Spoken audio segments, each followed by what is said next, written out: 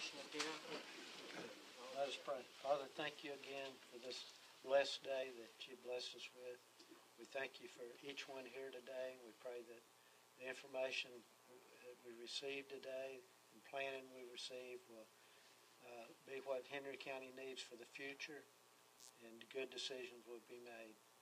Thank you for our county and our employees and our Sheriff's Department and EMS and all the ones that keep us safe daily as we go about our daily routine in life. Thank you for our military, our men and women that's fighting for freedom, that we might stand here today, and just give us safety as we all travel tonight, and be with us as we continue through this meeting. We ask all of this in Jesus' name. Amen. Amen. Pledge allegiance to the flag of the United States of America and to the republic for which it stands, one nation, under God, indivisible, with liberty and justice for all.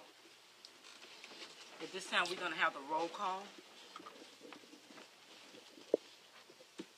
This meeting of the Henry County Board of County Commissioners to discuss Hurricane Irma being held on Monday, January 29, 2018 at 5:30 p.m. in the City Commission chambers in Lewiston, Florida. If you would, I'm going to call out the elected officials and just holler here if you're here so I can make sure that it's down. Okay, Henry County Commissioners Chairman Mitchell Wills is out. Vice Chair Emma Byrd is here. Commissioner Darrell Terrace is here. Commissioner Michael Swindle is here. Commissioner Carson Turner is here. County Administrator Charles Chapman. Deputy County Administrator Jennifer Davis. County Attorney Mark Latz, or Robert Butler. The City of Lewiston Mayor Molly Gardner here. Commissioner Michael Atkinson not here.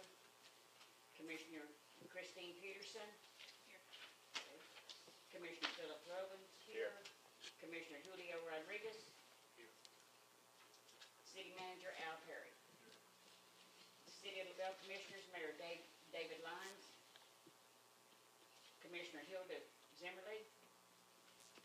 Commissioner Julie Wilkins here. Commissioner Daniel Aiken and Commissioner Thomas Smith. The Henry County School Board's member, Chairman John Basquin.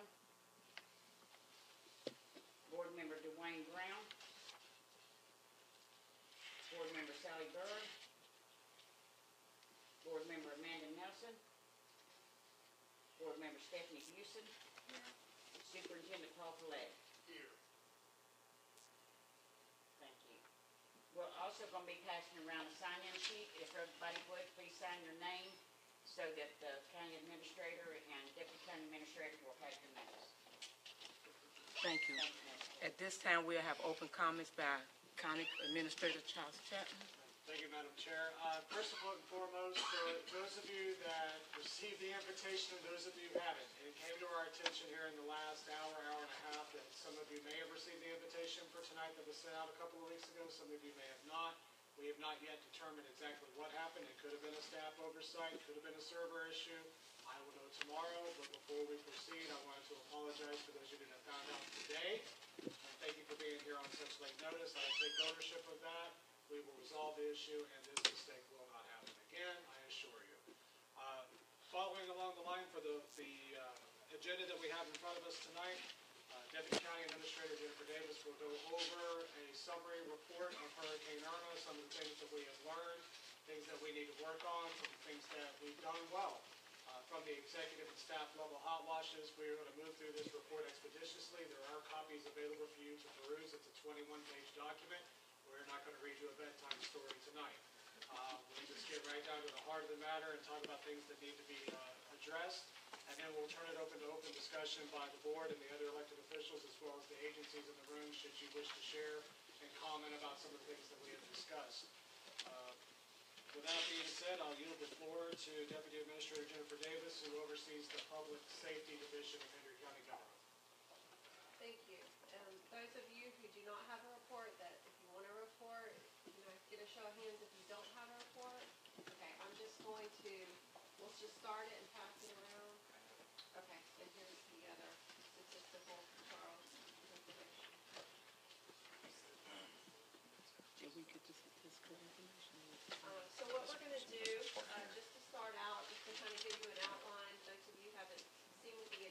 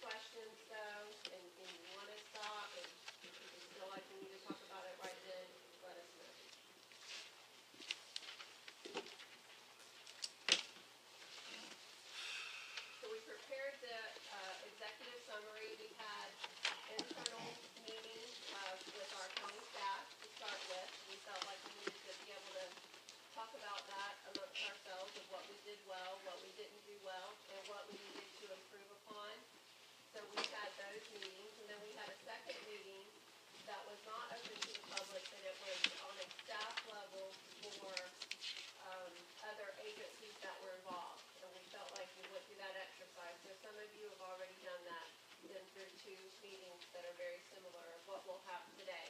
But today is open to the public, and we can have public comment, and for sunshine law purposes, all of our elected officials can be here today and participate. So the number one thing from the 2 meetings that I just referenced that we walked away with that we needed to improve upon was communication. So communication, we had communication breakdowns overall on internally, externally. Some were things that we might have been able to prevent, could have done better, and some things were items that were out of our control. The loss of CenturyLink lines with E911 obviously was out of our control, but we had some radio communication breakdowns that we need to come up with a better system within our county with all our different agencies that we work with. Along those lines, we have updated our plan with the state. We've been working on that, and we submitted a request in May, and we just got the letter back this morning where they approved our plan to incorporate the city of Lewiston into the radio communication fund to be able to share the funding source that we get at the county for that, and so we will start working on that plan moving forward where we're all on the same system. We identified that logistics was not optimal, and we again had communication failures within the logistics of distribution sites and scheduling of items right after the storm and for our long-term recovery. We identified that our volunteer involvement, it needed to be stronger, and we needed to be more organized. Again, with some of the communication issues that we had. We did identify, though, and some positive items that we did very well at, and we recognized that we brought in a team from Ohio, from Butler County in Ohio, the IMT team, and they helped us greatly with their experience. They have, I think it was Sandy, Charles, I don't remember, and some other very large storms that they had experience in, and they were a great help, I believe, to all of us that were there in the sit room, and we were very thankful to have them. We felt like we got our roadways cleared very quickly after the storm in a short period of time. We did have multiple sites of our pods after the storm for the residents.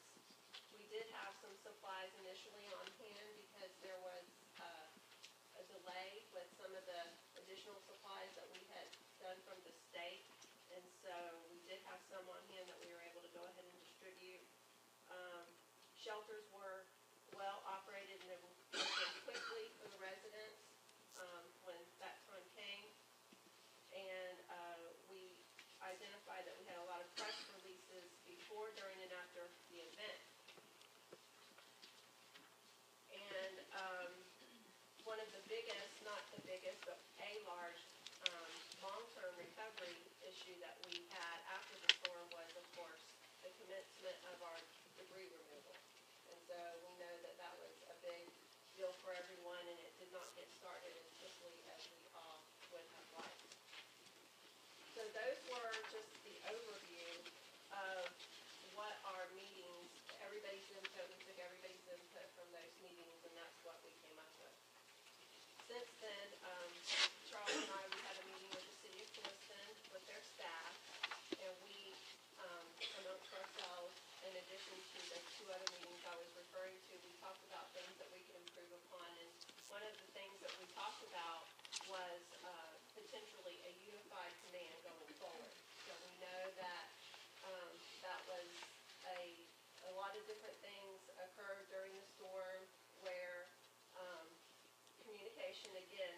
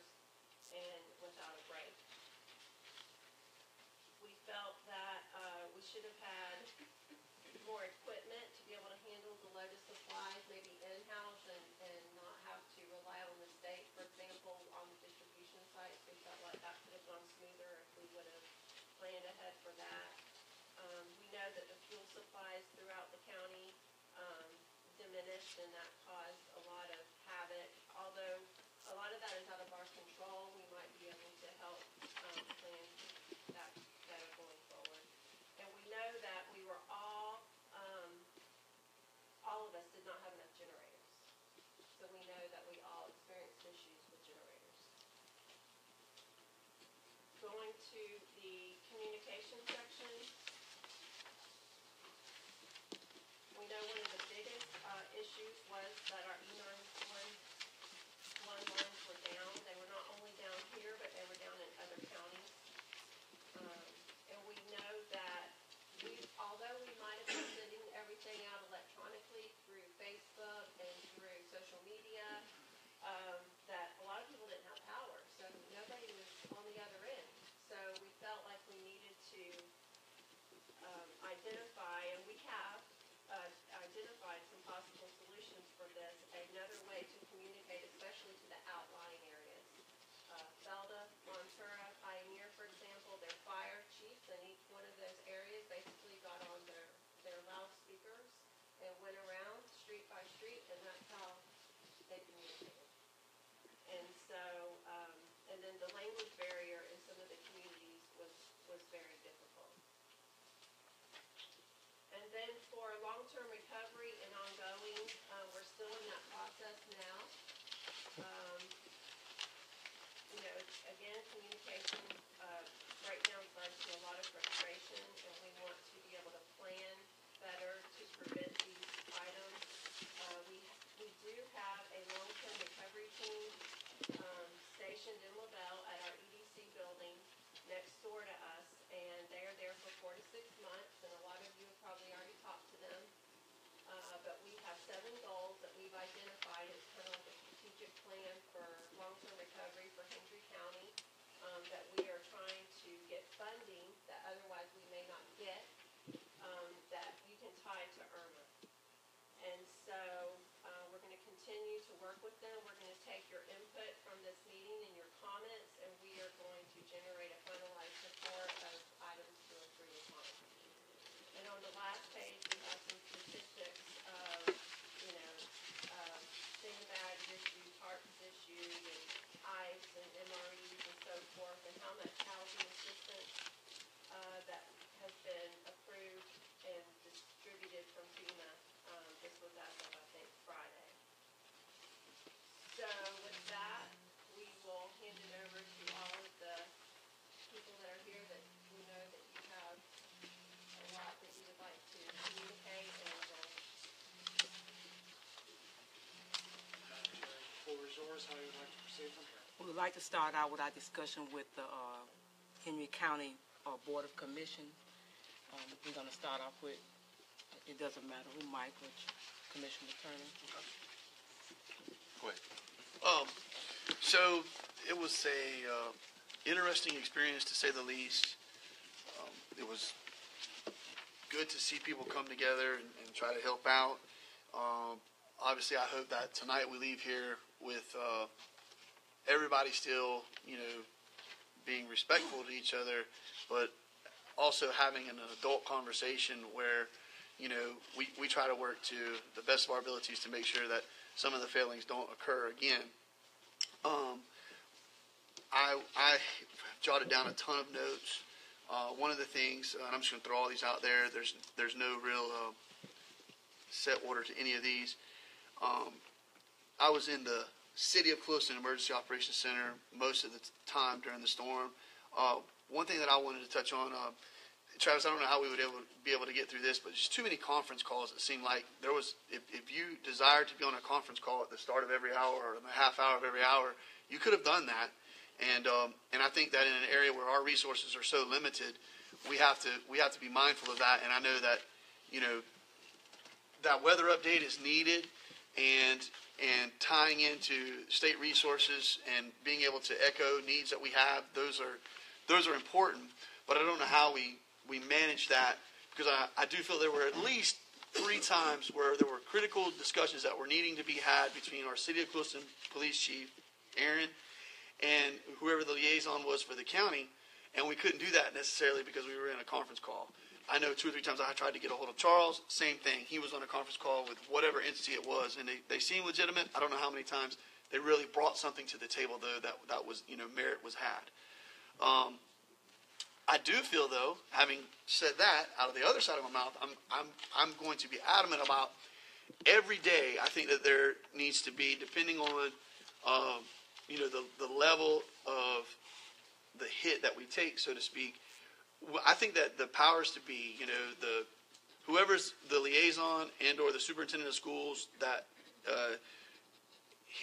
the county administrator, the city managers, and the person that was in Travis's role, and the two, the police chief and the county sheriff, I think there needs to be a conference call. You guys need to be able to have, a discussion without people such as myself, and if I'm ever elected through a hurricane again, maybe I need to step out of the room and allow you all to say, where is the rubber not meeting the road or is meeting the road?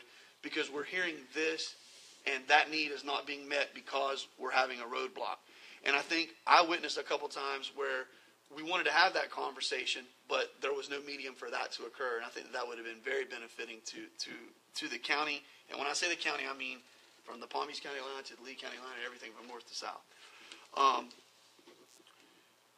2014, I asked for our Board of County Commissioners to engage in a forward-thinking conversation where we did an in-house forecast. We did a modeling that said we take a direct hit from a Category 1 through 5. What does that look like, and how do we queue up our vendors to take the Hurricane Disaster Relief Fund money that we have, and then we say, okay, in the imaginary line, and I referenced Commissioner Harris. I called him Daryl. I listened to the tape to make sure I wasn't losing my mind, which I think I am sometimes. And I said, Daryl, you all know people on the west side of the county that I don't know, and I know people on the east side of the county, and they're all going to be lining up to do this work. But we need to have the tool in the toolbox to be able to exercise said contracts. And I thought that was the most productive conversation that we had the other day with Congressman Diaz-Balart about trying to queue up that mechanism so that we can have a template that's on the paper. A template that is legally looked over. It's subjected to all the different issues. And now, whenever X storm occurs, we're able to mobilize, because at the end of the day, even though we had a contract with Ashbridge and or we were going to initiate a contract with Crowder Gulf, it was our local guys that did the work. It was our local guys and girls that did all the work, and I think if we can cut that layer out, that's going to be helpful to us, not only because we're going to be able to mobilize quicker and do the work, but because we're going to be able to generate a better situation. We're going to have more control, care, custody over that situation because we know those people. I don't think we should wait, and I don't know what the legality of this issue is, but I heard a number of different issues, and I would love to hear from our law enforcement professionals, but I didn't like waiting until the storm hit and or the storm was over to issue the curfew. I would love to see us issue a curfew proactively. I know that there were, I heard both sides of the discussion. I just know that as someone who understands how the resources are so limited in our county, and for me to drive down Hookers Point Road and to see 4 adults, not children, 4 adults that are on 4-wheelers doing Mach 1 down Hookers Point Road, and this is 12 to 18 hours before the storm hits, and, there were a lot of people that left. We had a huge, whether we realized it or not, we had a large exodus. So that made my blood pressure go up, because I don't know if they're ransacking Cricket and Dole's house, if they're hitting up Miss Herrera, if they're taking advantage of Miss Whitney being gone. I don't know. And so if there was a curfew, then I think we have a little bit more of the ability to engage in asking what are they doing. And then I would say the biggest issue that I was frustrated with was how difficult it was to get a shelter of last resort opened. I know that I want to use round numbers, 25 people in the emergency operations room over here.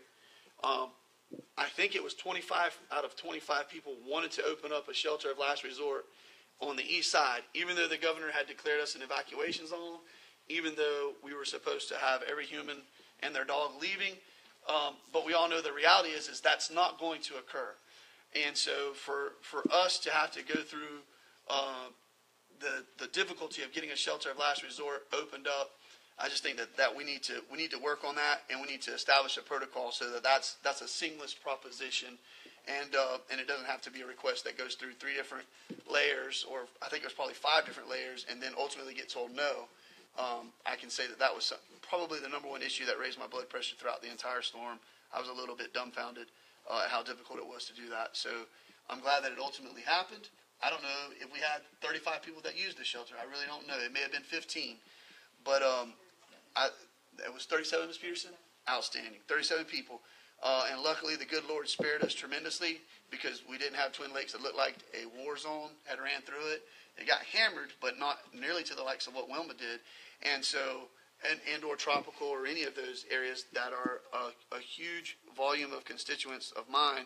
And, short of issuing the National Guard to go and literally root them out of their homes, they're not going to leave. Be it because they have a little frou-frou dog or a Great Dane, or that's just everything that they have in this world, that's where they are, so they're not going to leave. So I think that we need to at least give them an option that's closer to home. And in having that conversation with Tallahassee, they agreed. They said, and I'm one of the last people that ever wants Tallahassee to legislate to us. I mean, I think it's all about local control. But whenever local control deems that we're not going to do it, then we had to step outside a little bit. And so luckily we got that handled. So that's it in a nutshell for me, Madam Chair. And I'm sure I'll have other things that pop up throughout the night. But that's it. Okay. Not to repeat the same thing, but I was at the EOCs every day through the storm and got to see what happened on a daily basis. And one of the things which is on the sheet, communication, was a big one, and you can see that. Then when you went to all of the sites, we had volunteers at all of those sites. And I'd go in, help them a little while, and I said, well, who are you working for? I don't know. And so we could do better on supervising all the sites. Because when you got volunteers, they want you to tell them what to do. And most of them would do anything you asked them to do if they had someone to tell them. So those are things we need to work on. We was lucky with the nursing homes. They were fine. Pet shelters we had trouble with. People bringing their big dogs up and stuff like that. Generators, if you do get generators, the problems I've heard with people getting generators and then a storm comes 15 years later, then the generators don't work. So if you got a generator, somebody's got to take care of it every week. So that's something that the county needs to think about. When they talk about generators, forklifts, I think we need to pre-plan ahead of time. Not buy forklifts, but there's plenty of people out there for loaners on forklifts and stuff of that nature. But communication, supervision is 2 of the big things. And Clewiston, I understand they couldn't get in touch with the EOC in LaBelle, is what I understood. And things like that shouldn't happen. And then as we sit here today and people take notes and they're going to put them all together and come up with one plan, okay, you can't just quit then.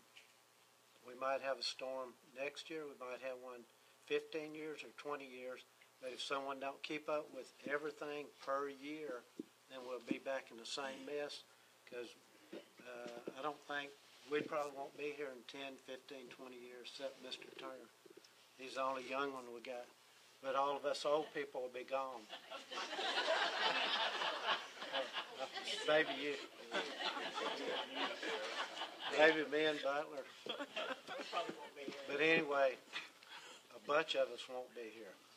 And so all that information's got to be stored and kept up every year.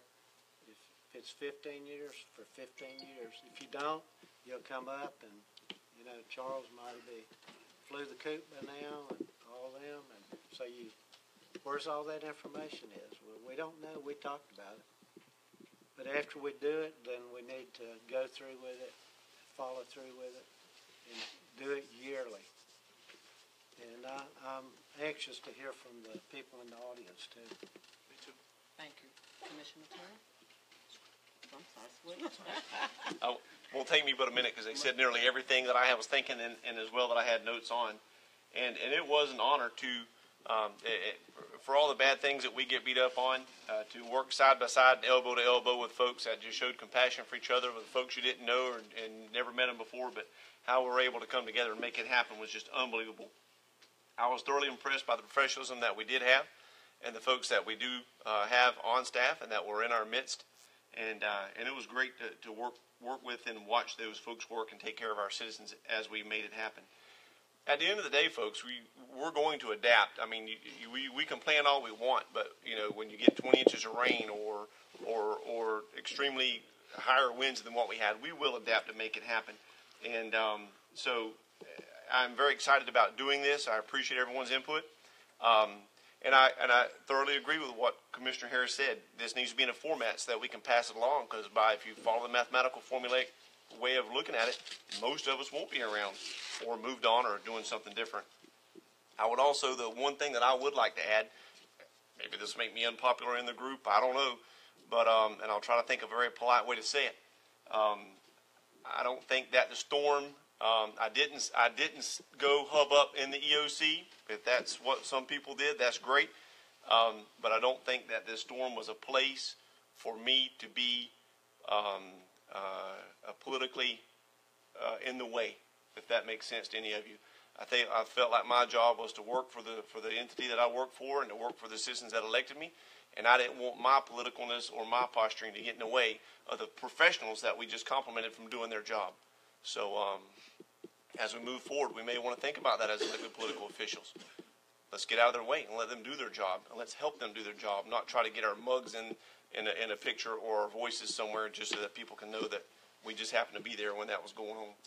So that's all for me. Thank you.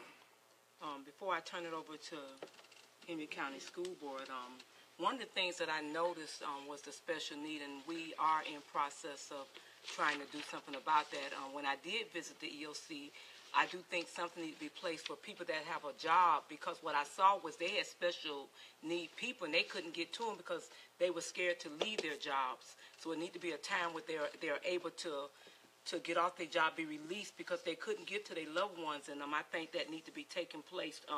I was grateful to be around the Ohio staff that came in.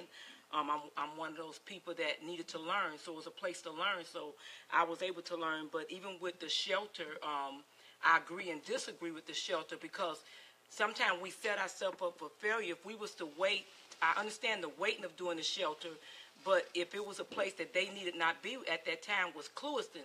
But at the end, the shelter did need to be open, but we don't want to set ourselves up for the future if a storm was to come and they didn't need to be there. So we don't want the people to think, well, I know at the end of the day they're going to open up a shelter. So, that was my intake on the shelter. It was needed, but it needed to be a last-minute thing, because the goal was to get the people out of Clewiston. We don't control Mother Nature. We was blessed, that we didn't get that type of impact that we thought we was going to get. But if we had, those people that was in the shelter, would have been hurt. That's why, and the big thing is to have a place for their pets, their animals. And I don't believe a lot of them would have been there if we had established a place for their pets. And like I believe in part of the notification, it's a lesson learned. So we have to fix the things that's broke and things that we didn't expect. So a lot of things we didn't expect. So at this time, we want to hear from the Henry County School Board.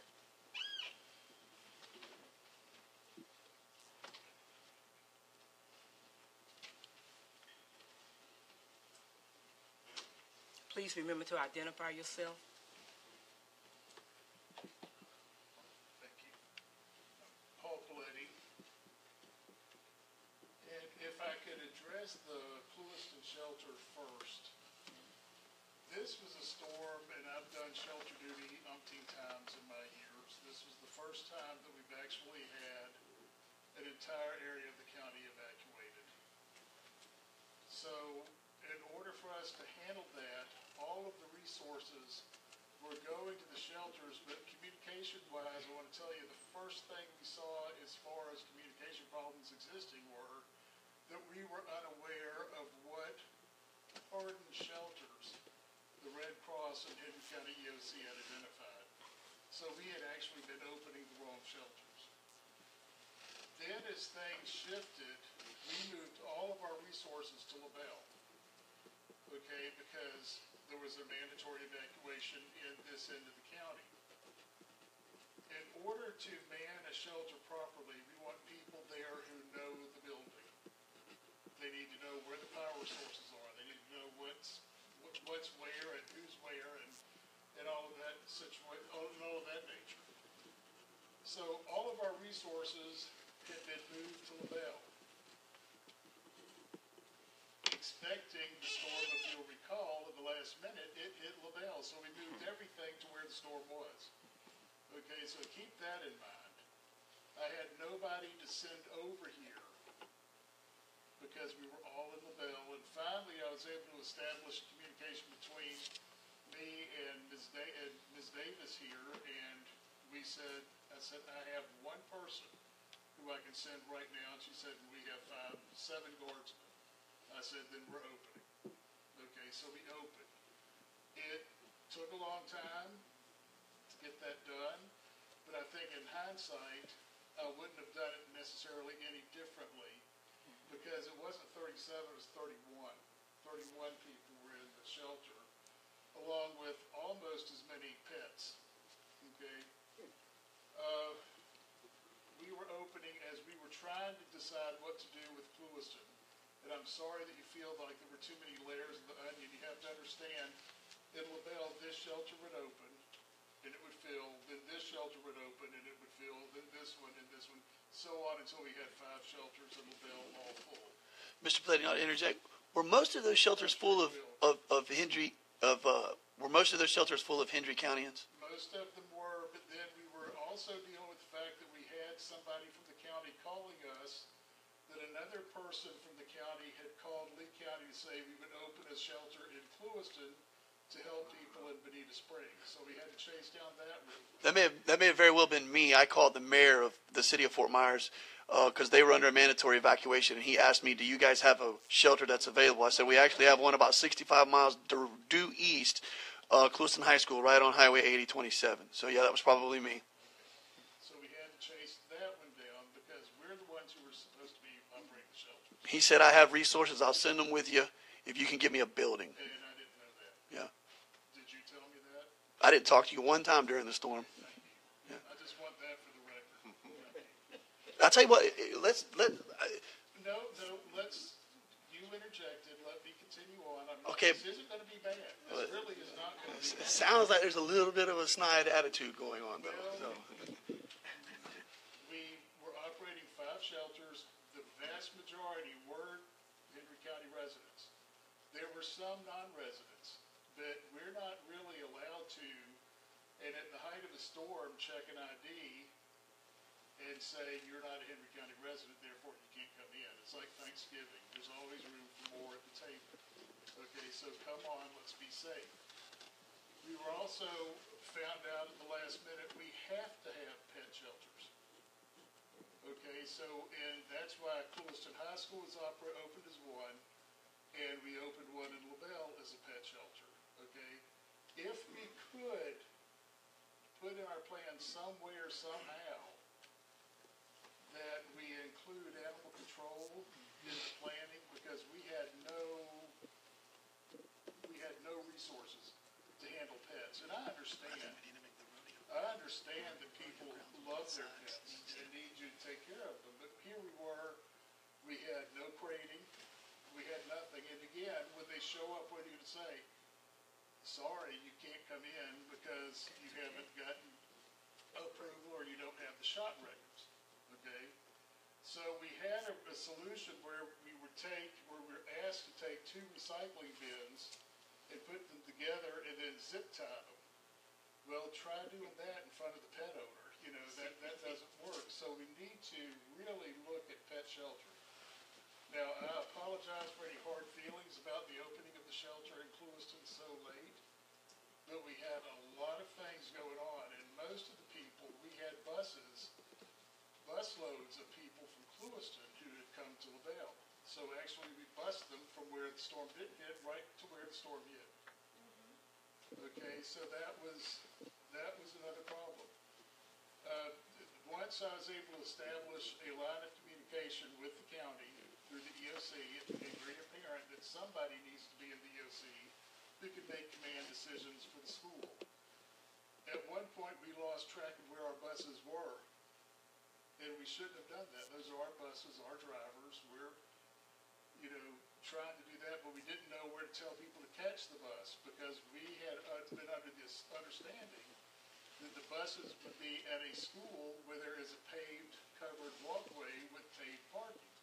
And so when the TV stations were calling and saying, well, where are they picking up? We didn't know.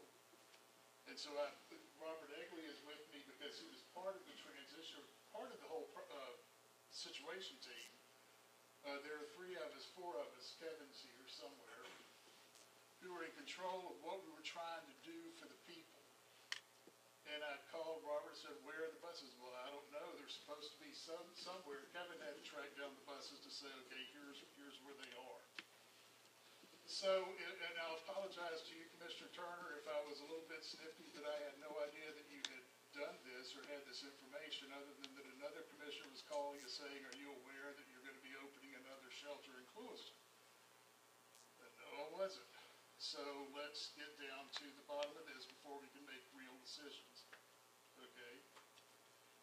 One of the things that was a bit problematic, we will train all of our shelter managers in Red Cross, and I don't know if we've talked to you, but sometime later this spring is when we were told that training will take place. One of the issues, we had 5 shelters, 6 shelters open in Henry County with the Red Cross presence in 2. Okay? And when supplies would come through the Red Cross, they would say, well, these supplies are staying here. Well, I had 3 other shelters with hundreds of people in them with those supplies. So as the supplies were dropped off at my site, and I happened to be the shelter manager at LaBelle Middle School, and I would come to your schools when I could.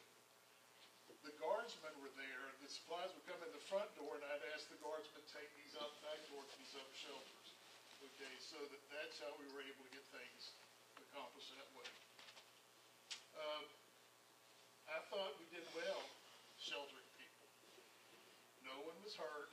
We had to get them out of the shelter as soon as possible so that we could get school reopened. When I left the shelters and saw what had happened in the community, because you tend to get focused on your piece of the world, okay?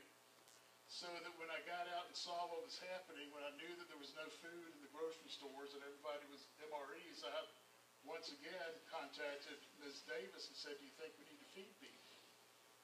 And so the schools opened and fed people. We fed 8,500 meals in 4 days, and basically because of our logistics with our food service provider, who does work for hospitals, universities, and everything else, and we're just part of that tail, they were able to get the food supplies into us. At one point, we were serving far more food than we had.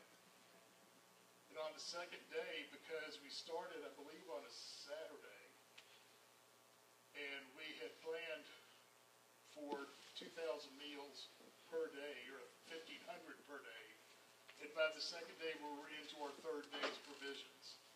And so they asked, well, what are we going to do? I said, we're going to keep feeding, just keep feeding. And it was one of those things, all of a sudden the AFL-CIO showed up and said, we have 600 lunches. I said, thank you.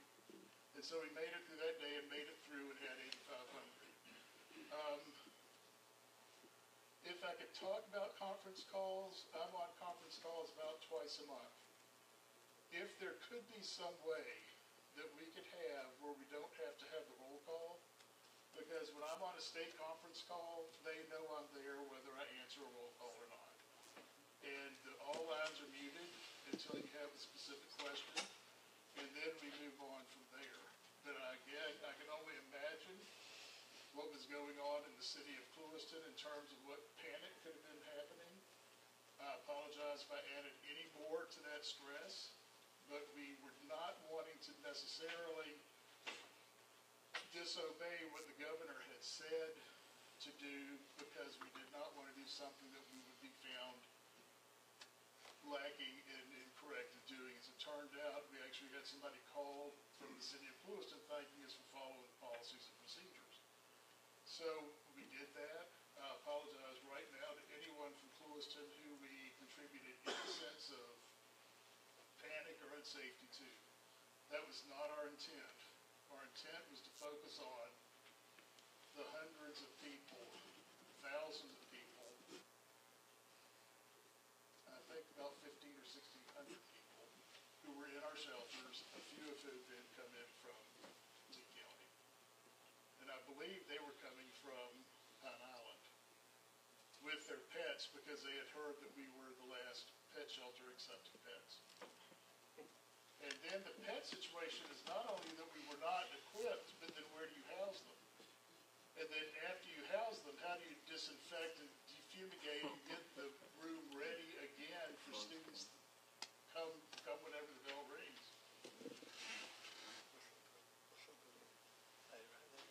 Are there any other questions? Is there anyone else from the school board that would like to speak if you have any other questions? Thank you, Mr. Paletti. Mr. Paletti, in a perfect world, how many shelter facilitators would we have? Like put one in an 8-hour shift or a 6-hour shift, and then do 6 times 4? Or? There are different ways to look at it. We're actually going to, on February 21st, we're having our own hurricane awareness meeting. There are ways to go a 5-day out all the way through the time. So you can do a 12-hour shift, you can do an 8-hour shift. Then there comes a time when, regardless of what shift you were on, you're here for the duration because it's unsafe for you to travel or for someone else to travel in.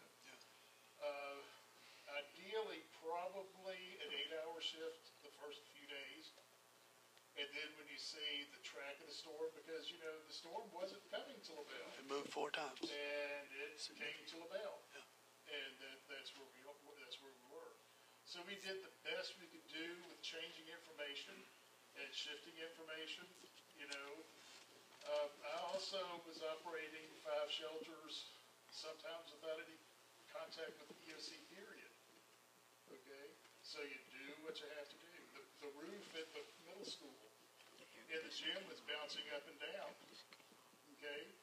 And so the Red Cross man came to me and said, well, what are you going to do about it? And I thought, well, what do you expect me to do? So I went under the part, you could see the roof bouncing, and you could see the stuff, the insulation and whatnot hanging down. And so I said, well, give me your loudspeaker. So I stood under the part that was hanging down and bouncing. I said, if you're near me and you are this way, move to the lobby of the gym. If you are this way, move toward the showers. I said, folks, that's all I can do. We're just kind of hunkered here until anything happens. Fortunately, nothing happened. But those are the kind of decisions that we're faced with during the storm. And, you know, for 4 hours, we took hurricane force winds in LaBelle at the shelters. With gusts up to 160-something miles an hour from the airport. Dr. Eggman, do you need to say anything? A few words. From a school standpoint, my name's Robert Egley, I'm sorry.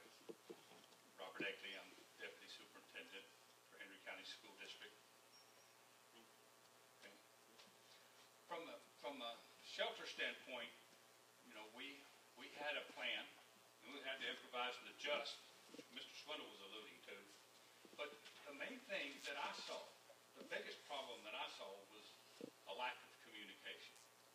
The crown cannot be divided in a situation. You've got to have a leader, command and control, and that's got to be a small group of people in the room at the table that are making those decisions, and those decisions need to come to us through our superintendent or his designee who's in the room at the table, and we'll follow those orders because we're all good soldiers.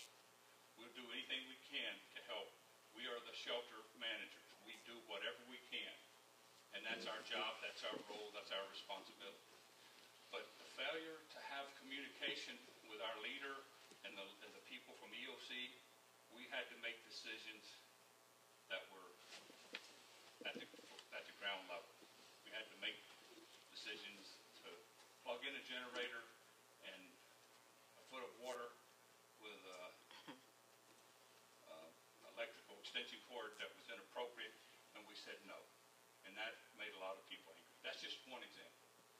The generators were not working, nothing worked, and we had people coming up at the door at the last minute, and we could not turn them away. We packed them in there like cordwood on many occasions, but that's what we had to do.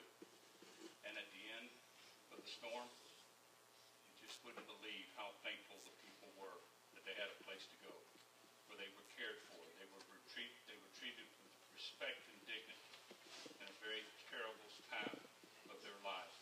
When they walked out, they didn't know what they were going home to. So they were thankful and they were appreciative. So as bad as things were, it could have been worse. So, but after the storm passed and all the dust settled, all we could do was plan accordingly and have that proactive approach that you were talking about, Mr. Harris, where we keep track of this data. Because that institutional knowledge, that organizational knowledge will disappear if we don't keep track of it and update it. But all in all, I was proud to be a part of the Henry County operation and how we serve the people in this community. Thank you. Kevin McCarthy, I just wanted to make a comment on generators. Generators typically have been the role of emergency management for the schools. It wasn't that emergency management wasn't aware of the generator issue. I think it's a lack of funding for, he was trying, Brian, 2 years ago, we had a meeting, went through a tour, the facilities was trying to come up with money for generators. I think it's going to be incumbent on the county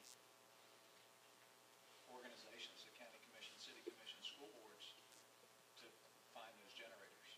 I don't know that emergency management grant funding is going to send us down generators, so I think that's going to be an issue. So it's not something new, and it's an issue. And, you know, another problem that we have is we're in charge of transportation, mass feeding, and sheltering for the school board.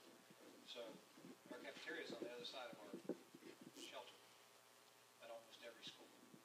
So when you have a long storm, this was a fairly long storm, there's going to be a logistics problem of getting food across a campus when you're not going to have, you can't push carts across there because carts are going to blow all over the place, and you can't safely put people back and forth. So the MREs were very helpful. I know they were requested early. It took a while to get things in from the state. But there are some logistical issues that we're going to have to address and figure out how to adapt to those, because it is a difficult situation when you're trying to do two things but they're on opposite sides of the campus. And you have a generator that does lights at a gym, but we don't have any lights on the cafeteria. So there's some issues, and we're going to see what we can do to address those. But there's a large funding issue for a 4-county and a 4-school board. We all have our priorities, but that's one of the issues that generators has been an issue for a while. I know that the emergency management director had been working on that situation or trying to find funding for that. So that's one of those. Thank you. We want to thank the Henry County School Board, and we need to remember that they didn't create the storm. And when you get, I remember when I'm traveling, my daddy said, when it's raining, go through the storm. So whatever happened, you have to go through it, you know, and we just want to fix what's broke. We want to plan for the future so that the things that are broke, we don't have to go through them a second time. At this time, we want to hear from the Clewiston commissioners at this time. Anyone from Clewiston? Madam Chair, while they're coming up, one thing I'd like to point out, we talked about Red Cross, how we had a number of shelters, didn't have a number of Red Cross volunteers. I'm sure you're aware of what Palm Beach County, Virginia, Baker, and, you know, I think that's something that we ought to ask our administrator to look into, maybe a best management practice that Palm Beach County did. They experienced that same issue, and were having a little bit of hesitancy of getting a response from American Red Cross, so they just said to heck with it. And they sent an all call to all their employees and said, if you have any interest in assisting, you will make X, and then passed the number that they needed, then they would say, okay, we're going to make directors and or assistant directors, or however it is down the chain. It's mandated that you have to report whenever the storm reaches whatever that number is, and the declaration has been declared. And she also said that it was a very difficult balance, but being mindful of the fact that, in our area, Alan Bowen may be putting shutters up for 15 people that he knows personally, and so on and so forth. So we have to be mindful of, our employees and their ability to take care of their house, but at the same time, they have a job that they have to do to serve a greater constituency. So how we find that happy balance, Thank you. I'm just going to make comments on my own. I know that there's other city commissioners here and their staff, so I would hope that they come up as well, because this is not something that, we've not had a pre-storm just a city. We've been, working with the county on it. But I do have several comments. I know that debris removal is a big issue, and I know that the county went out and made, had a contract back in 2014, and, really thought it was going to be perfect. We were ready. But I'd like for the county, with the Florida Association of Counties, to make a recommendation that every year before storm season, that there's a new list of pricing that goes out to counties and I've asked the same request to the Florida League of Cities, that this is not something that we agreed to several years back, and then that's what we have to go with.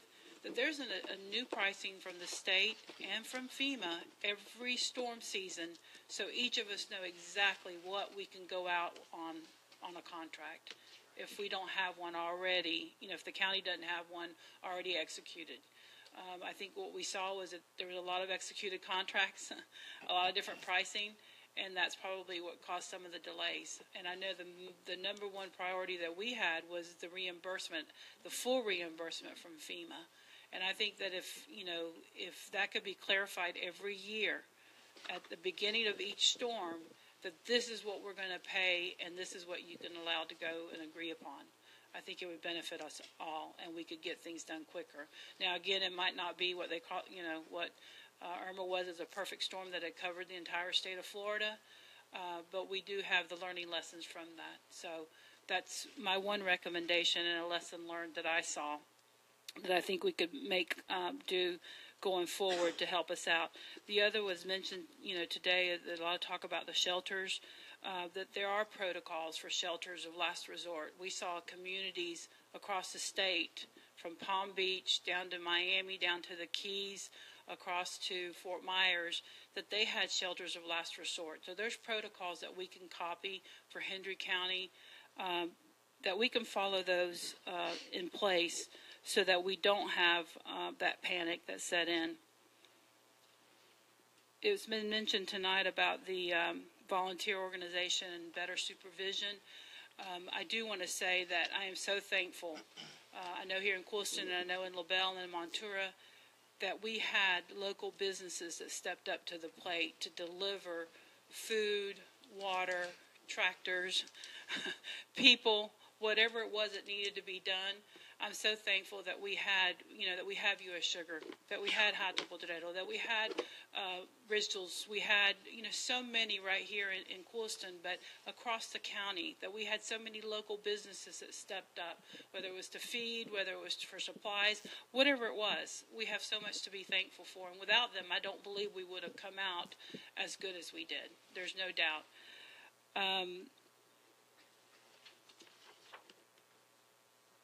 Mike, I must say, I have to agree wholeheartedly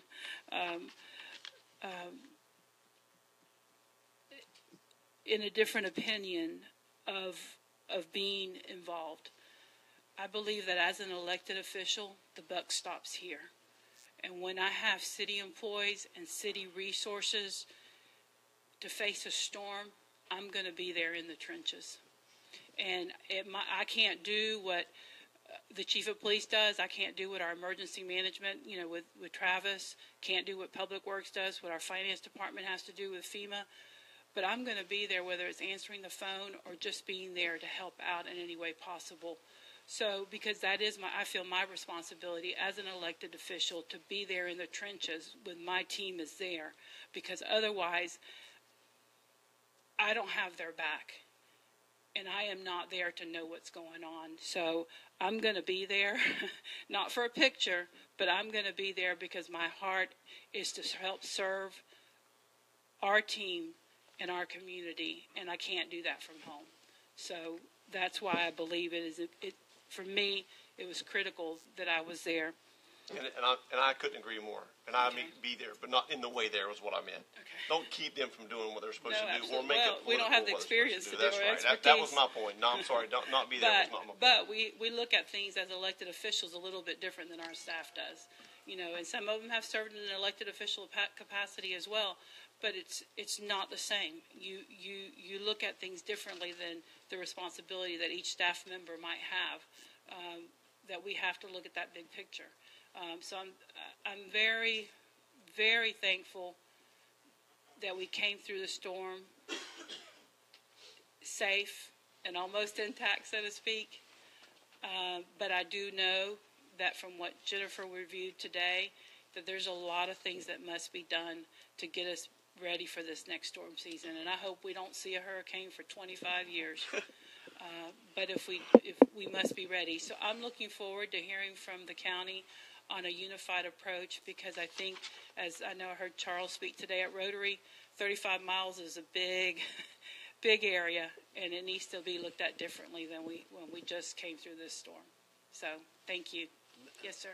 Charles, you already working on the debris issue, right? Yes, sir. We're pursuing a couple of different angles. We're going through the traps now, putting proposals on paper, running it through the different legal reviews, looking at our procurement ordinance, and looking at the rules and regulations as afforded by FEMA so that we're reimbursable at every step of the way. So the debris management issue, we may not have it in a perfect scenario where we're the prime and doing the sub direct this season, but we're going to get to a better scenario than what we had this past season. Does the association have any input on that? There's a tremendous amount of conversation that has already happened. It's still happening.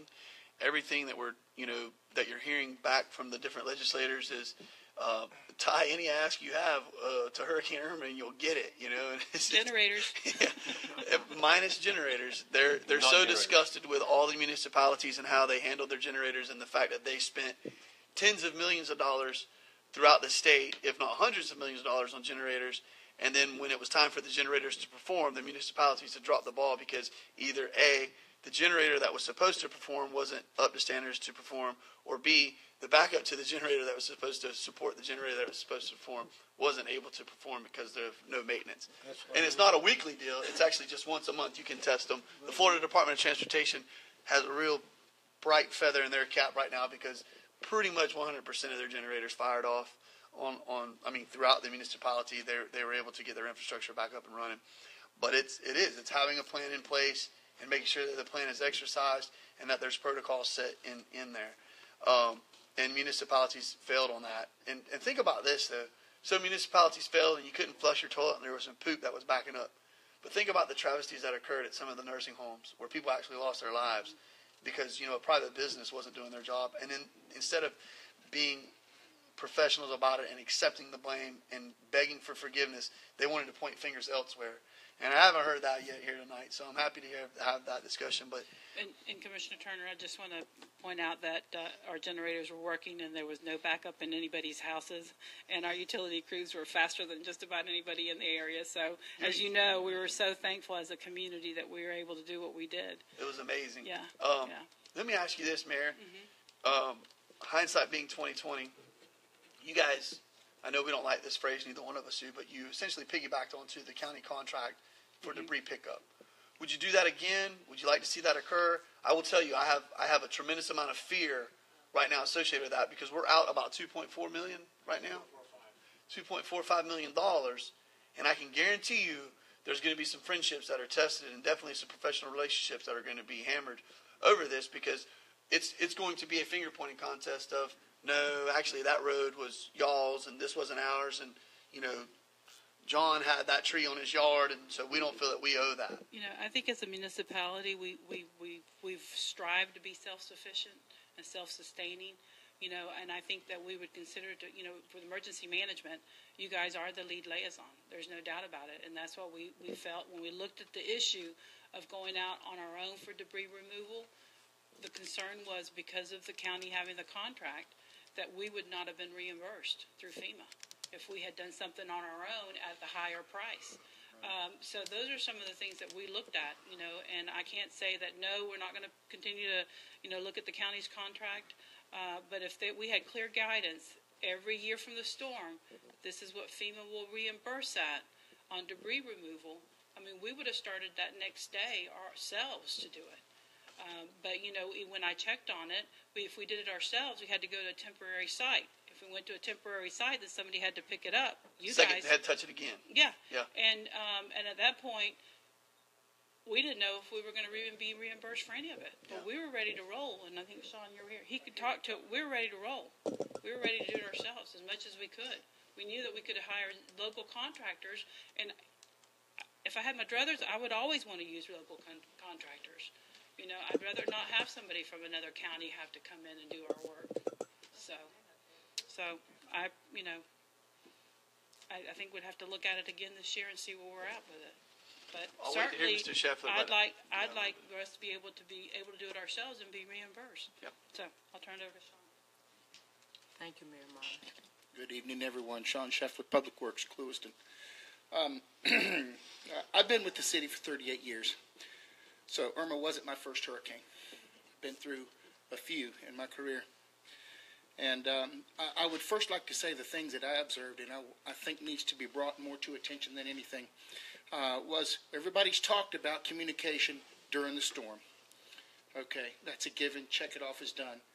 But we need communication after the storm just as well. There's a lot of public frustration. There's a lot of public misinformation going on out there. A lot of the public didn't know what they could do or what they couldn't do.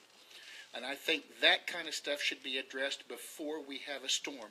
We need to have that kind of information out to the public as, in the event of a storm, you could put this by the street in this area to be addressed and move this over to another area to be addressed, because there were too many times we had contaminated piles that the contractor passed because it was a contaminated pile. And then you had frustrated people calling us saying, "I went right by my house and didn't touch it." So I believe a pre-storm education to the public is vital, as well as a post-storm communication to keep those that are involved in the process aware of what is going on. I know Shane and I communicated, and so did the city manager, because what the county knew about what was going on wasn't exactly getting to us, so that we could keep our people aware.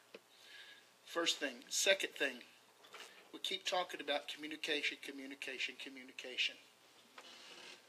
I believe communication is just like too many chefs in the kitchen will spoil the soup. We need to simplify it. We need to get a person designated to take input from a designated few, and then that decision made and that decision put out.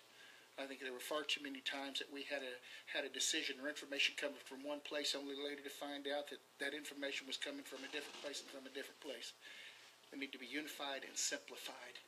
Simplify the information flow. Cut out all the red tape and all the bureaucratic stuff that goes with it. Streamline it and simplify it. My third comment, it's already been talked about by our mayor, and it's already been talked about by you gentlemen and ladies up here this evening. Nobody, as I emphasize it 3 times, will do a better job taking care of us than us. I think our mayor is right on target when she says we need to have information from the state, FEMA, whoever it's got to be from, setting a price per yard for debris picked up and so forth in our hands before time. Let us establish our own local contractors to clean us up, and that doesn't mean that we just necessarily deal with the corporate limits of Clewiston. That means once we get one area cleaned up, let's move into another area, because we all should be a unified team during these kind of events. I had several contractors already lined up with us. We could have had Clewiston clean in less than a week. And they sound, that might sound ridiculously impossible, but no. I think we had enough contractors that we could have had Clewiston cleaned up in a week, and we could have already been moved into the Harlem community and then into the Hooker's Point and other communities if we were allowed to prepare for ourselves and be ready to go.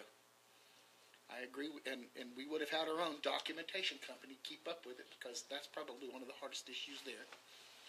And I will echo the mayor when I say that the city of Clewiston does have a regular operation of exercising our generators on a consistent basis and those emergency pieces of equipment. There seems to be a little bit of a cross or misunderstanding as to who is responsible for what. And I will pinpoint our John Boy Auditorium is one of those where somebody says, no, that's a county shelter. The county's exercising that generator. Somebody says, no, that's a Clewiston shelter. The Clewiston is exercising that generator. Whoever it is, it needs to be cleaned up and cleared up, because now we've got the generator running out there, but we just need to know more about who's taking the responsibility for those things. Clewiston's ready to do it if that's the way it's supposed to be. Thank you for your time. Thank you so much.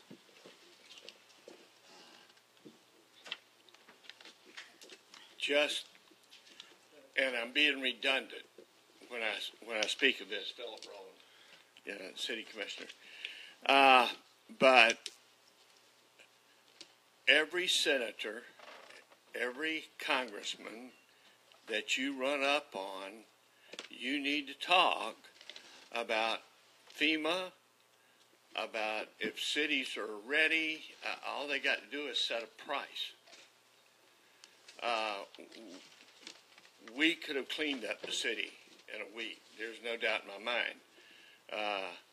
I was sitting beside Al, and I said, Al, did we have any failures on generators? He said, no, absolutely not. But we have got to do something better than what FEMA is doing with their contractors. I mean, we can make it happen if everybody you come up on, Carson, you're there a lot. So, but we have got to have a way to clean up our city. What were we, 6 weeks? Yeah. Probably getting the city cleaned up, where we could have done it in a week. And we had a place to carry it. We could have got permission to burn it where it was. We could have chipped it. We could have taken it to U.S. Sugar's boilers.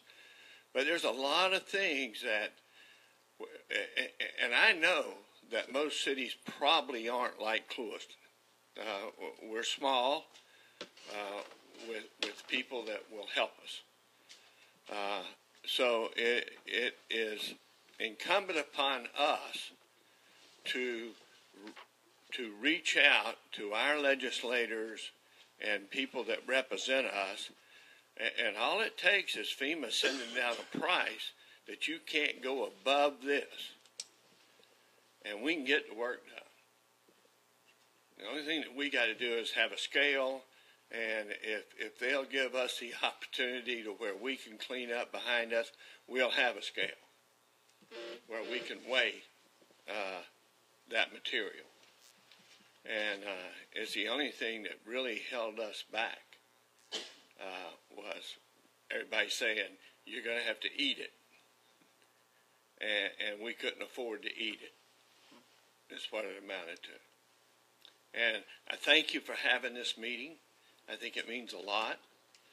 And maybe we'll do a better job. I think the county comes through with great marks. And I don't know of a fatality. People certainly, you always have griping at some level. But you can't just adhere to every little gripe you hear. You have to go on. And I think we did a fabulous job. Thank y'all. Thank you. We thank the city of Clewiston. At this time, one more. Thank you. Sorry. If you could state your name also, please. I can use the teacher voice. Christine Peterson, Commissioner, City of Clewiston, grandmother extraordinaire. You know, we can plan all we want, but when those good plans are put in place and Mother Nature and Murphy's Law get together, then we see what happens.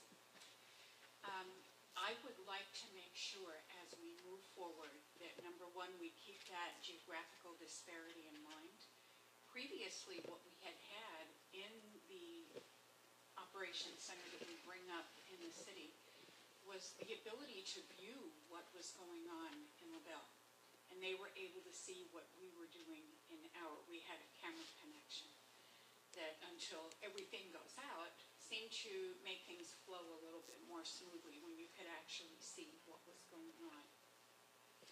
And I think we need to take a look at that again. We were also able to view the tracker system as the requests were being put in for the city of Cooliston. We were able to track them as they went through to Tallahassee. And we were not this time. And I think a little bit of anxiety came from that, of not seeing that those requests were smoothing along. So we would like to have that opportunity again. We don't want to enter anything. We had our person over there, Debbie and Harry, were taking care of the requests, but we would like to be able to have that view again. One component that we really need to hit, and I'll put my teacher hat on here for a minute, is the community outreach. And we know that we are challenged in Hendry County on our best day for community outreach. Usually the only time we see the news station comes is when somebody of note has been arrested or there's something negative going on. Our radio station does the best that it can. I think that we need to join with the school board. We have a number of ways to, they spend money on an earpod program, and we're able to build PowerPoints and embed videos, training videos in there, and I think that's a good way for community outreach for us to reach student parents, to be able to take a look at what you need to do for storm preparedness and what you need to be ready for afterwards, because that was a big issue that we had. We can also develop volunteers out of that base. We all have service clubs that have upperclassmen that are responsible. When you have a mandatory evacuation like we did, your volunteers that you've developed may disappear. So we have to look at casting that net far and wide in that pool to see what we can pull in and what we can do. The distribution centers, within that volunteer, I want to say that I would love for Jennifer Davis to come to work for us. I would love for Keitha Daniels to come. I was glad to see those ladies come. Solid, grounded ladies. I'm crafty. Solid, grounded ladies. Roberto Sanchez, once he was released from the shelter, called and said, "I'm in Montura. What do we do?" And I said, "Roberto, you know how to run. You've seen the distribution center here in Wilma. Do what you need to do." And he was able to. I think with a little training in the communities, we can take care of that also. And it may not have to be just emergency management. There may be some other ways that information can be shared, and we might have a good, Montura has an Explorer post with their fire department. So I think we need to take a look at all levels and not just compartmentalize this. Emergency management needs to take care of that. It's the whole village that's going to raise the child. So anything that we can do, we absolutely will step to the plate. But I was very pleased with people rolling into Cooliston when LaBelle was so impacted. And again, that's that disparity, diversity between both sides of the county. If you remember during Wilma, LaBelle was not as impacted as we were, and we had emergency management saying, "What do you need all the tarps for?" So being able to overcome that 35 miles is going to be key. Anyone else? We thank you for, I get ready to act like I'm in church every now and then. We thank you for Cooliston for speaking. At this time, we're going to open the floor to LaBelle commissioners or LaBelle mayor. Anyone from LaBelle would like to speak at this time?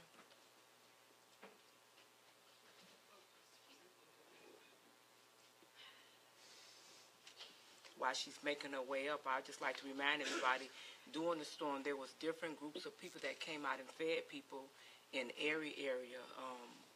I mean, it was just overwhelming to see the different ones that went out and cooked after they got their lights on in different organizations. So it was awesome. We did come together. You might not see it, but we did come together. There's always cracks, but we did come together as a community, so thank you. Thank you. Julie Wilkins, City of LaBelle. Again, I want to thank y'all for having this meeting. I wish we'd have had it closer to the event so some memories didn't lag. And unfortunately, I didn't get to read the report because of the communication breakdown. So, it's okay. I'm glad I'm here. But I went out as a volunteer to the EOC immediately after Irma passed us. And I played a lot of different positions, and I wasn't doing it to be, the meddlesome person, and I'm sure some of the folks wished I wasn't there, but I stepped in a lot of places. There was a lot of vacuum. In addition to staff, and the staff was dedicated and overworked and worked long shifts, and some of them, I don't know that they slept 2 hours in 3 days. So I'm very proud of everybody that worked out there. But there weren't, and we have volunteers. We have CERT volunteers and we have other volunteers, and random people showed up. I was calling friends and said, hey, come on over and answer the phone. We didn't have any training. There was no book to come from. It's just you needed people to answer the phones and getting that communication out there and getting messages passed from different people.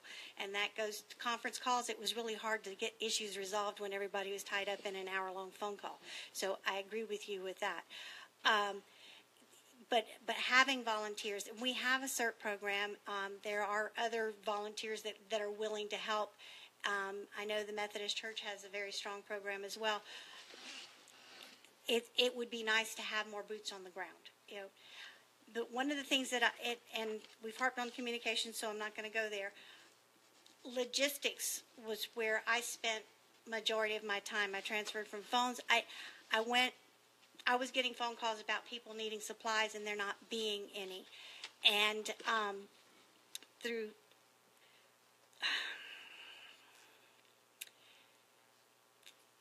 we had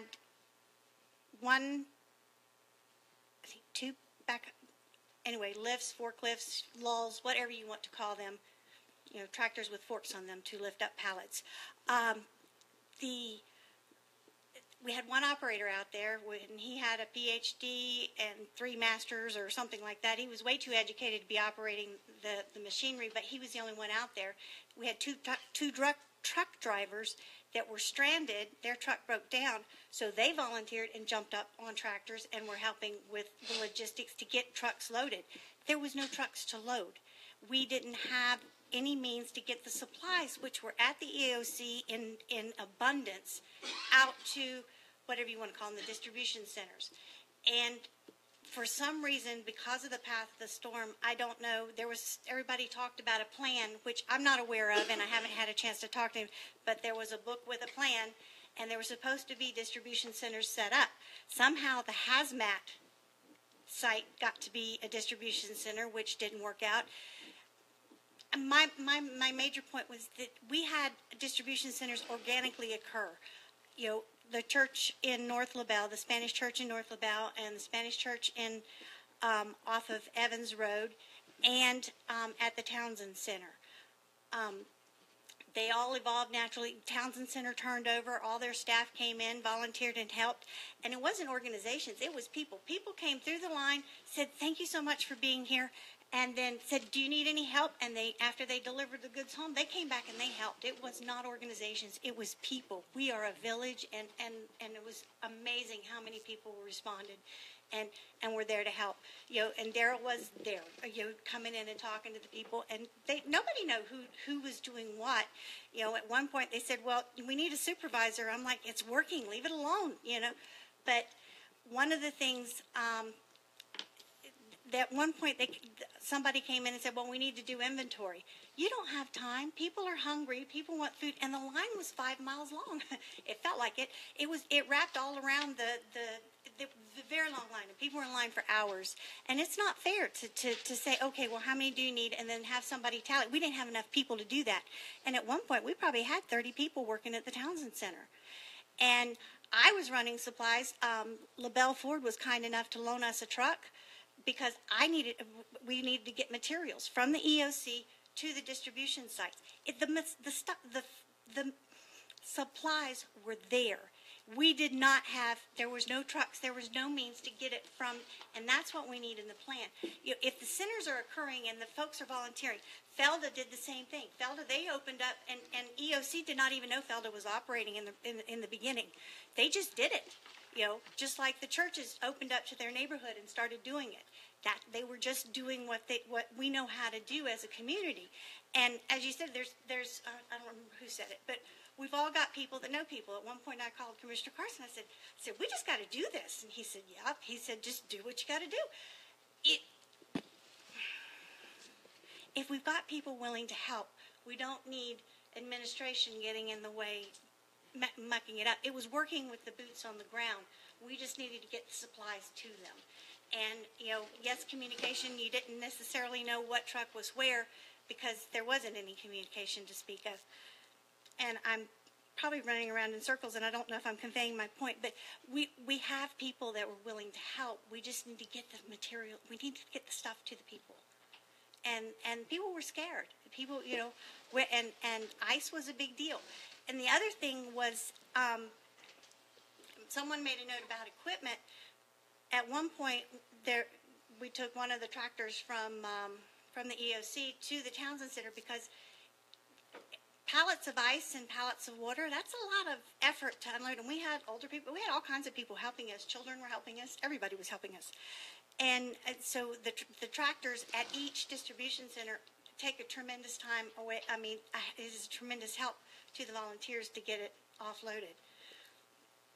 And you needed more operators at the EOC that knew how to operate the equipment. It took twice as long to load trucks. And the pastors from the different churches came with trailers to load materials to get them to pass out to people.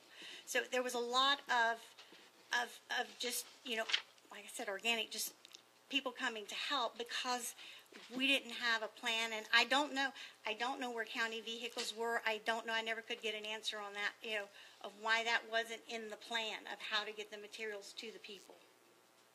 So,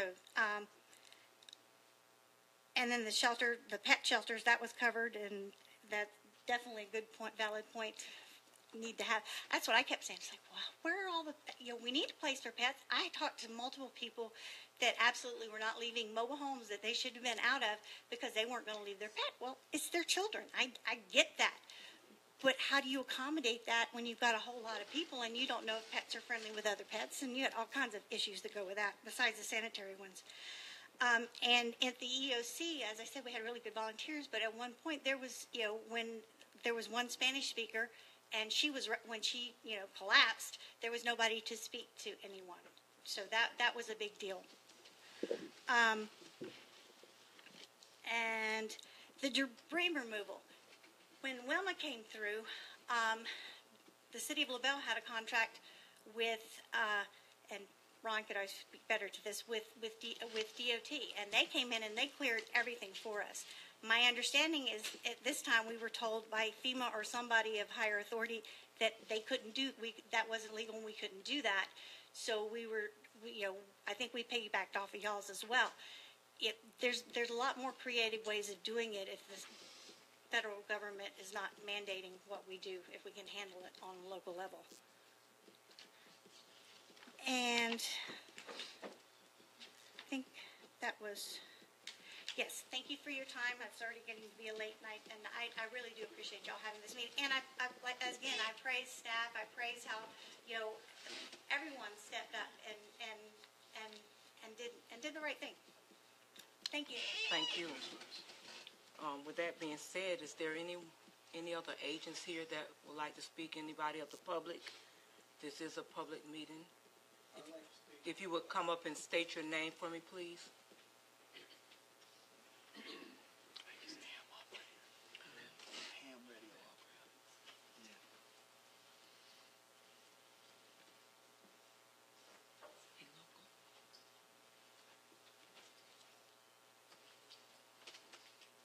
I'm Frank Harrison, and I'm emergency communicator with Henry County. I'm a ham radio operator. I've been doing it for 40-plus years. I want to address your communications problem because I think it's an easy way to solve it without the county getting a lot of money spent. We have an amateur radio club here in Henry County, and we have been working with Brian on trying to provide communications. We can provide communications to you when there's no internet, there's no cell tower, and we have the capability to do that. We need to be involved in the process. Now, the school district has had some problems. How do you fix the problems? You put ham radio operators in each one of the school districts, each of the schools that can communicate to the EOC here and communicate to the EOC there. We have a repeater here that's on the South Florida Water Management Tower. We have a repeater in Clewiston. Even with the repeater down, we can still communicate. If you have to communicate to Tallahassee and you have no communications, how are you going to communicate? Ham operator. Exactly right. We can go outside. If the infrastructure is down here, we can go outside and send emails without an internet connection. So we can solve a lot of your problems. The biggest thing is get us involved in the process. Don't call us after everybody's left, because I left when I got an email saying there are going to be 4 people in the EOC. The other hams got the same thing. Well, how do we interpret it? We left. And then Brian calls me and said, I need 7 operators. Hey, I went to where it was supposed to be safe. Yeah. I went to Lehigh. Boy, was that a safe place. And I stayed with 3,000 closest friends and dogs. But they did a fantastic job. When you walked in the door, they gave you a tag. If you had a dog or cat or rabbit or whatever, they had a cage and they had a room with a concrete floor that you went into. You looked after the dog. When a hurricane hit, you couldn't go. They let you go walk your dog. It got so bad, they started putting people in the hallway with their dogs. They were great, okay? But the cage was the key thing. But back to the ham radio. Keep us involved. The hospital has a ham radio operator. In case they have a problem, I would encourage you to get some of your people involved. It costs you absolutely no money, basically, to get licensed. But 30 questions that you need to take and answer to get your license. If we could get 4 or 5 people in the city with amateur radio license and an HT, handy-talkie, we can communicate through our repeater here to LaBelle. I think Travis can verify that also, that we were able to do that. I'd planned to help Travis, but my wife was concerned when he said it would hit us directly, so we left town, and as I said, we went to that safe place in Lehigh. But we're here to help you, but when you planned, please include us in the process. When the EOC was built, we were never included in the process on what equipment we needed. We did get $5,000 from the county, which we were glad to get. We bought equipment. I encourage you, if you've not been in the EOC here or the one in LaBelle, go in and look at what we put together. There was supposed to be some stuff put on that monopole there. Never happened. Okay. If you all have a chance to go to the EOC in LaBelle, spend some time with Steve Smith over there. He's the emergency communicator. He will work with us. Now, I want to address Montura. You got 3,000 people living out there, no communications. Travis asked me to check out I took a radio, one of my radios, and I could communicate both directions. No loss of communication. You got 3 hams out there that are Hispanic, that are amateur radio operators, and one of them has a 100-foot tower, and another one's putting up a 200-foot tower, and they're putting up repeaters. I suggest that you get involved with these people, and let's see if we can't fix this communication problem. Any questions?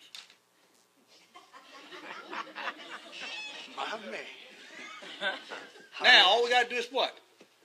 Get us involved in the process, and we can help you. But you got to get us involved, not after it happens. If you have a meeting, we'll have 6 schools you need, let us know so we can get our communications. Lee County has taken the county and divided up in zones, and they have ham radio operators in each zone. They go by the EOC, they pick up what we call a go kit, which has got radio, antenna, and everything, and go to where they're designated. I realize we county doesn't have a lot of money, but when an airport comes through, we're going to ask you for some money.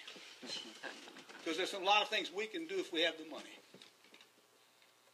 And we're doing it with our own time and money. Okay? Thank you.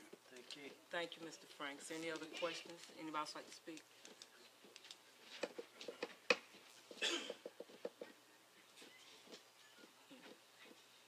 Good evening. Josh Rhymes, LaBelle Fire Department. First, I'd like to say I'm not sure when these other meetings occurred. There are a lot of responders out there, fire chiefs, emergency service personnel that weren't part of these meetings. We weren't able to voice any opinions or problems that we saw that we dealt with out there. And I don't want to go into detail on a lot of those because tonight's not the forum for that, but I would request that the fire chiefs, along with emergency management, EMS, those of us that were boots on the ground, are afforded that opportunity to voice our concerns that we saw in the EOC, that we dealt with outside doing the responses. I would like to make that request. But one big thing that we found, I'll tell you, when the state of emergency was declared during the storm, and then beyond that, up to 10 days past that, LaBelle Fire Department, just LaBelle Fire Department, responded to 176 calls for service. That's a lot of calls for our fire department to respond. Our people were just worn so thin during that time frame, but they kept doing it, and they kept working. But we found that there were times we needed military assistance, and they were sitting right there at the EOC. Clewiston needed military assistance. They were sitting right there at the EOC. They couldn't respond until we put a request through the EOC. Then that request was then sent up to Tampa. Then Tampa had to send back the information to them to be able to respond. When I had people that needed to be rescued right then, and we couldn't get to them without those military assets. Mr. Grimes, were they because you couldn't access them due to high water, or? Correct. We as the fire department couldn't get to them because of the high water. Yeah. So we needed high vehicles. Those vehicles that could get in there to them. We would eventually get them, but the time frame that it took sometimes to get those vehicles was ridiculous. So I know that's not we can't, have a solution here tonight, or locally we can't fix that problem. But maybe sending some information to the state and saying, listen, this is an issue that we're facing. When we have assets on the ground, we still have to wait 30, 40, 50 minutes before they can ever leave their post. I heard the same exact thing.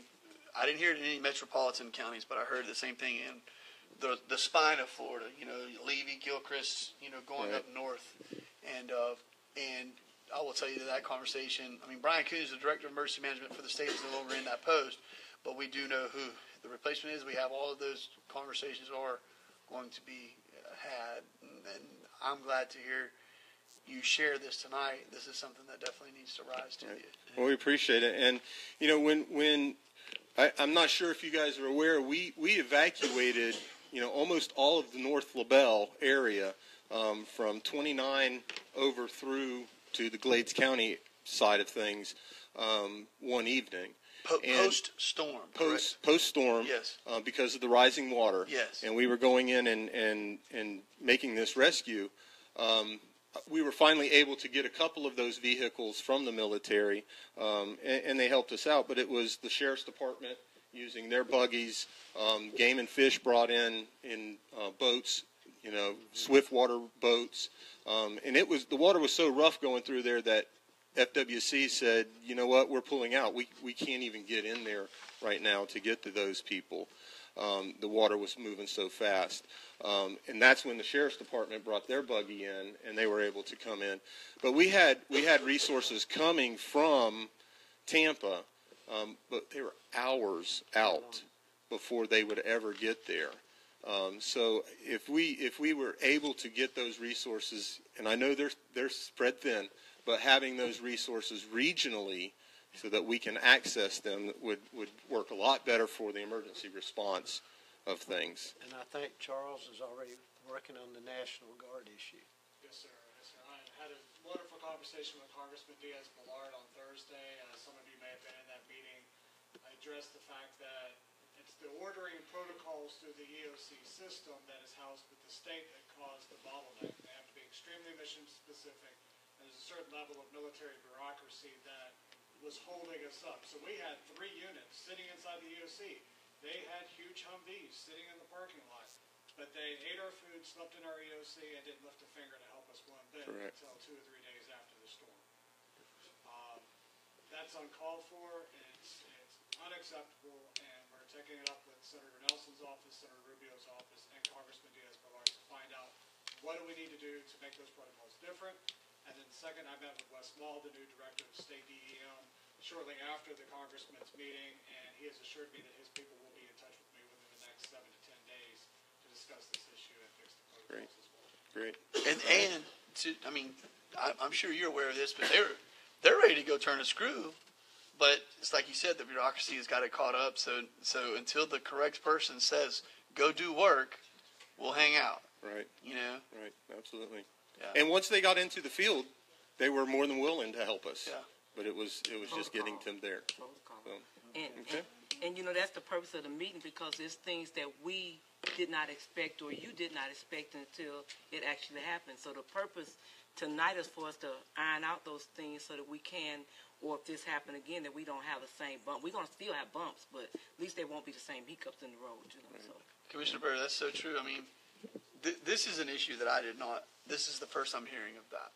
Two things. The fact that you haven't been at any after discussions, you know, post discussions, and then secondly, that we needed, you know, vehicles that had a high clearance to go into an area that was underwater. I talked with Commissioner Harris very briefly about it, and by the time he and I had talked, and I know this man, you know, you talk about, you know, maybe we need to let elected officials go do elected official stuff at their house. I want to see somebody tell Commissioner Harris he needs to go sit in the closet and hang out. He'll fight you. How old are you? Yeah. He'll get after you still, boy. He's wiring, boy. He's wiring now. But anyway, the point I make is that this is a good discussion. These are good items to hear. And I think this is the definition. I don't know who said it. I think it was Miss Wilkins, and then I know Molly has said it to me 1,000 times if she said it once. Home's going to take care of home, you know. And you know, sometimes I sound like a bureaucrat as well. And I've yelled at our county administrator about, you know, Charles, I love you to death, but good God, man, you sound like a bureaucrat on a couple of these things. And I've never had as aggressive a conversation as I've had with our county administrator, except for Hurricane Irma. And, you know, to be told you need to call the Emergency Operations Center, try to do it properly, call it, you know, step out of a conference call because you're hearing an issue that needs to be addressed, and it's literally a 30-second issue that needs to be addressed. You step out, you call, and then you either get told you need to call the Emergency Operations Center, so follow protocol, strike one. Strike two, you call the Emergency Operations Center, and it says, hello, you reach Henry County Emergency Operations Center. If you would like, you know, I said, really? You know, I just got the dial tone. So, yeah. Well, one last thing, and I know it's addressed in here, is the hardened shelter for emergency responders. LaBelle Fire Department, we spread out to 3 different schools. One of them was up on the north side. We went to West Glade School. We were out at LaBelle High School, LaBelle Middle School. You know, I had, you know, probably $1.75 million worth of equipment sitting out in the storm because my people needed shelter. And that is an issue probably, well, it is throughout the entire county with the exception of Clewiston. There are no fire stations in this county that is safe for our personnel to be in during a storm. So we're taking our people and putting them wherever we can to shelter them. I know that is a big financial impact on the county, and that we're going to need to start looking at and trying to fix that problem some way, somehow, that we can house our personnel as well as our equipment during these storms. Because we did get some damage to one of our vehicles during the storm at the EOC. So, you know, it's just something we just need to look at for the future. So, but this needs to be something that we turn on a dime on, because, you know, I've been asked by a handful of legislators, what is it? You know, I'm not getting any requests coming up the pipeline from you all, and I've tactfully said, trust me, they're coming. We're just trying to iron out what those details are. This is why I was desperately hoping this meeting would have occurred in December sometime. But neither here nor there. We're moving the ball down the field tonight, and that's good. But, you know, the Pioneer Volunteer Fire Department, they yelled at me because there was no place for them to go during the storm. And I could tell the emotion coming from them. It wasn't like they weren't playing. I mean, it was genuine concern about, Commissioner, we know we're doing this, and we're not the only one that's doing this, and you guys need to make that aware. And so I appreciate you sharing that as well publicly. I believe Ms. Paletti have a comment. Yes, Paul Liddy. Josh, we've come up with that solution because we want a hardened shelter on both ends of the district. Hopefully we'll never have one of our two zones closed again like it was this year. But we want it not only for fire department, for all employees, particularly our own, because we would benefit from having our teachers stay in one place. So we want to open 2 shelters, at least 4, because for that purpose, for housing the essential workers, the emergency workers who would feel better if they knew their families were taken care of. And it also is a great benefit for us in one shelter to have an EMS station there, because we did have some issues. We had an issue with the Clewiston shelter where a man's colostomy bag started to leak. Okay, but we didn't have anybody there to help, but our folks did that. We also had at the LaBelle Middle School 3 9-month pregnant women who we were expecting to have babies Right. at any moment. And so we had those facilities. We even made a place for them in the event that we did start delivering babies. So yes, we know that. And we're going to have at least 2 with the district next time this happens. That's part of our plan for February. Right. Madam Chair, also, I'm sure you're aware of this, Mr. Paletti, but, you know, there was a time during the storm that from Lehigh to Palms West, there was no 911 availability. You know, so there would have been an emergency. You know, you had a code case or something, there was no hospital to take anyone to. You had to go to Highlands, or you had to get, you know, past Lehigh or all the way to Wellington. And so that is an issue that We had another case where a man on chemo stopped breathing. And fortunately, he was in a shelter that had a nurse there, and she was able to revive him. But all of those things were so fortunate that nothing happened. And yet we had all these people in our shelters, and it could have happened. Yeah. Right. Absolutely. Yeah, and we tried to strategically place our units, you know, in locations that we know we could respond if we needed to. You know, one of the reasons we went to West Glades was we had no place on the north side of the river to put our people. EMS put a unit out there. The fire department put a unit out there. Spoke with Bob Jones, and he was more than willing to let us come out there and stay. Our people was okay, but it was our equipment that was sitting out in the storm that had no protection. So something just to think about. Okay? This is one, I mean, you're going to laugh at this, but I mean, this is one more. We need to make sure as we tweak the Glades Training Center moving forward. I mean, that's an area to stage a ton of items to help Hendry Glades in the event that we have a storm like this again. You know, that's a justification in itself of, you know. Put a bunch in there. Yeah. It's a good place for animal shelter too. We appreciate everyone for coming out, and thank you so much. One more. Madam Chair, Julie Wilkins. In addition, on the communication side, it's very interesting to me. At the EOC, there was no cell phones, and many people had to go outside to actually use their cell phone. And in the middle of a hurricane, you can't do that.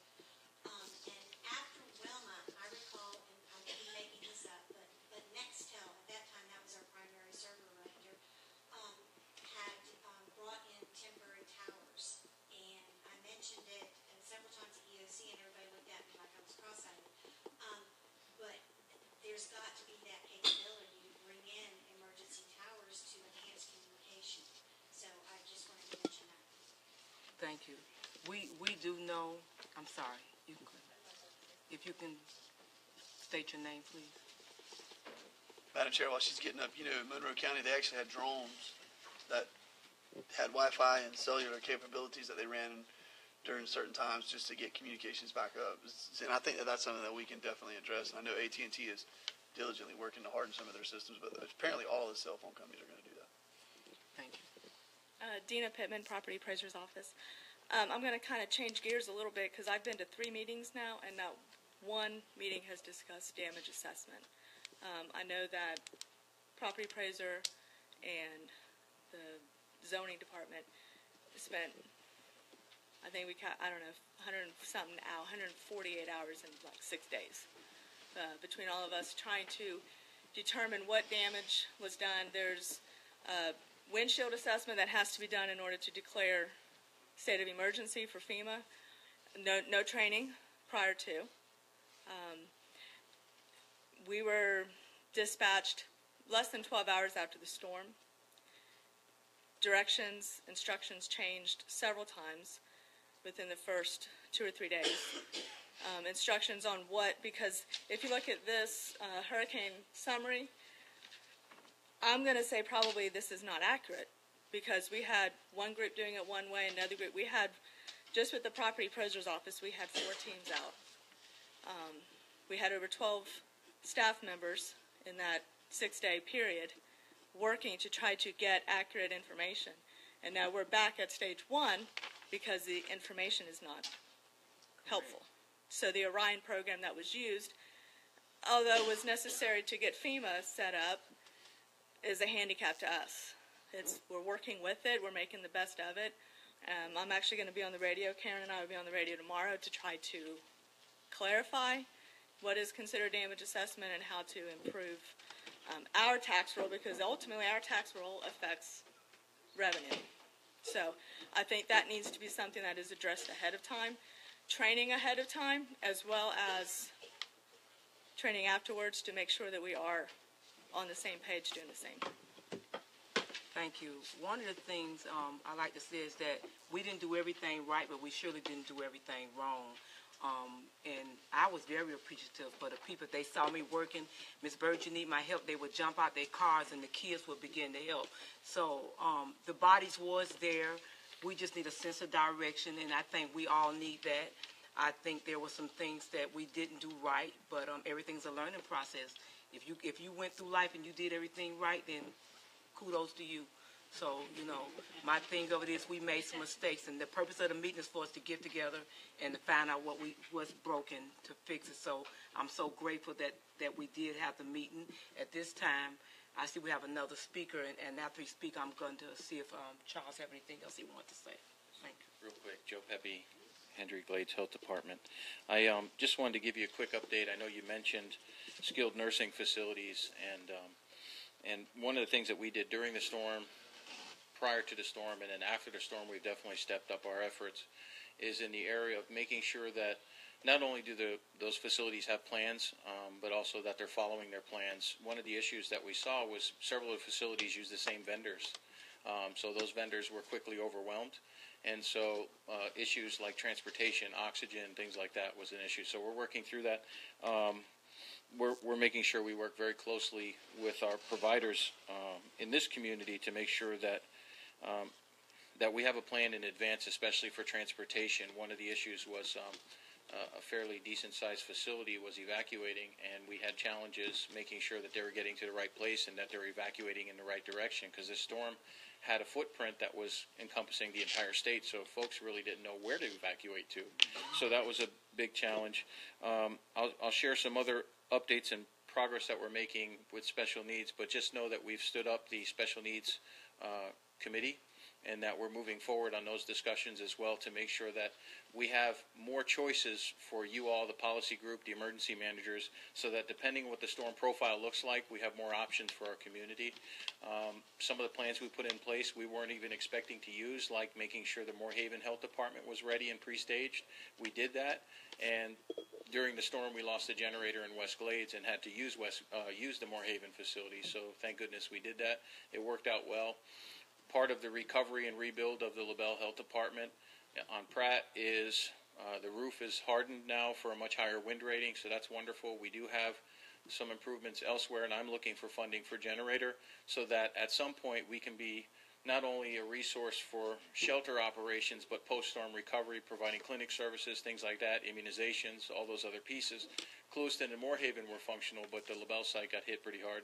And then providing a resource for also sort of a backup EOC, EMT location so that they can shelter. They initially were going to shelter in our place, but recognized fairly quickly that it was insufficient. So hopefully we'll have a menu of options, and more importantly, a Hendry County special needs shelter location, so that we can have choices depending on what the storm footprint, because this was a wind event that turned into a water event.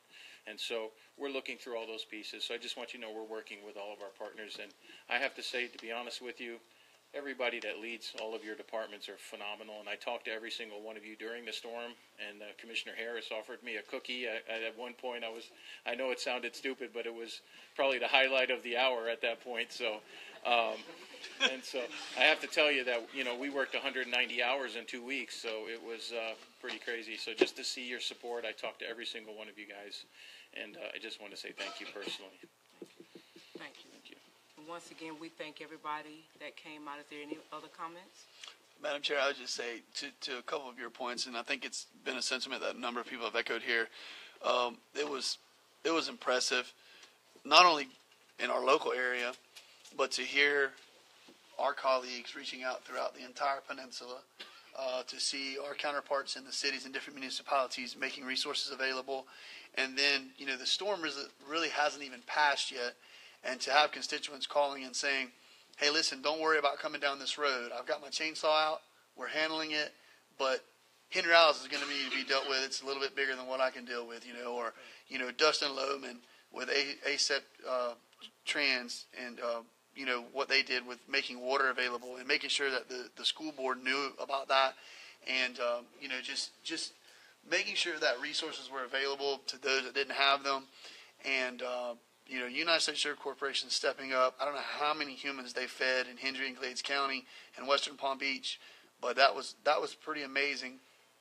And I just seen people doing things like that time and time and time again. And I know this sounds hokey to say, and it's probably not even worth saying, but I didn't see anybody doing it, walking around like a peacock, saying, look at what I'm doing this so that I will get recognition. I saw a ton of people stepping up, engaging in the process, simply from the purity of their heart and trying to engage the process and getting us back to whole.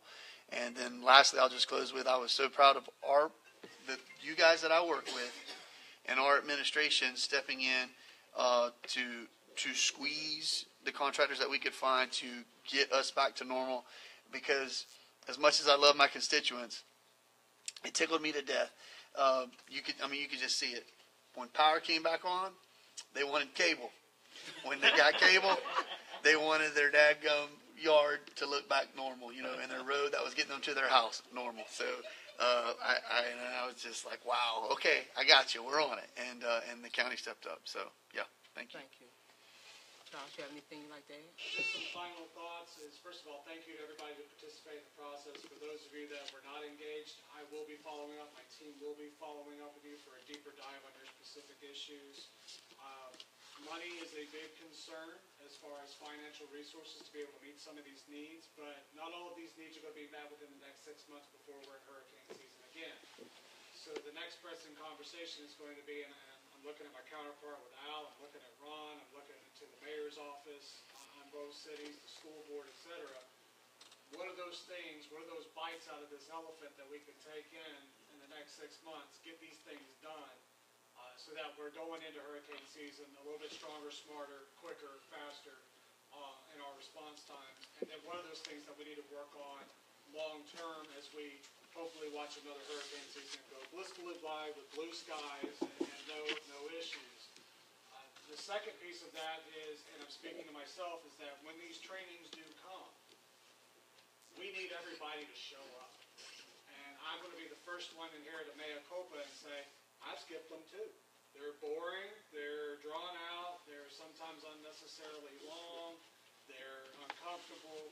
But I think one thing I heard repeatedly tonight was from damage assessment to pod distributions to logistics, all of those things are part of these exercises. And they may seem silly, and I really don't want to spend 4 hours of my day when I should be doing something productive in my 8 to 5, or but we need your participation. We need your input and to challenge the thought process. We're in a transition period in emergency management. Chief Adrian Dams is the interim emergency management director. We're all learning. We're all discovering. We're all scratching away at this and dusting off of those plans. Some plans got pulled out, but as Commissioner Wilkins said, some other plans, we couldn't find them. So they didn't get cracked. I'm going to be looking towards those planning-minded people for us to sit down, and I would love to just bisect or trisect the county out for pod distributions. The east side, you know how to do pod distributions very well. You had a jam-up job going at John Boy until somebody made the wrong call on the field. We pulled a bad audible. We own that. We need to come back and we need to clean it up and get that mastered. If it works at John Boy, it can service Harlem, it can service Hooker's Point. And we don't need to be creating redundancy or territorialism amongst that 35 miles. Heard you loud and clear, Commissioner Peterson. We're on the same page. Vis-a-vis, working with LaBelle, finding out what works well with that. What does that volunteer network look like? What is it that the mayor's office in LaBelle wants to see locked in? And have all of that discussion by Easter so that we know how to get these people prepared and know who's summering here, who are snowbirds and vice versa, because we do have a very large transient population that our volunteers are a part of. So you know this community best. Elected officials, I welcome putting you to work. You've walked down your streets campaigning. You know everybody on that street. You know who has issues, who doesn't.